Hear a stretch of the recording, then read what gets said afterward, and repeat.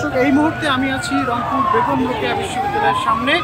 এখানে আবু সাইদ চত্বরের সামনে হাজার হাজার শিক্ষার্থী উপস্থিত হয়েছেন, তারা আনন্দ উল্লাস করছেন। আপনারা জানেন গত 16ই জুলাই আবু সাইদ এখানে নিহত হয় পুলিশের গুলিতে। সে দুহাত প্রসারিত করে দেয় এবং এক পর্যায়ে সে মাটিতে লুটিয়ে পড়ে এবং মারা যান। তো আজকে যারা আনন্দ উল্লাস করতে আসছেন তারা সবাই আবু সাইদের স্মৃতির প্রতি শ্রদ্ধা রাখছেন এবং সবাই আবু সাইদের যে নিহত হওয়ার ঘটনা এবং তারপর বাংলাদেশে যে আন্দোলন এবং এই আন্দোলনের মাধ্যমে ব্যাপক মানুষের অংশগ্রহণ, তারই একটা উদযাপন এখানে আমরা সবাই দেখতে পাচ্ছি।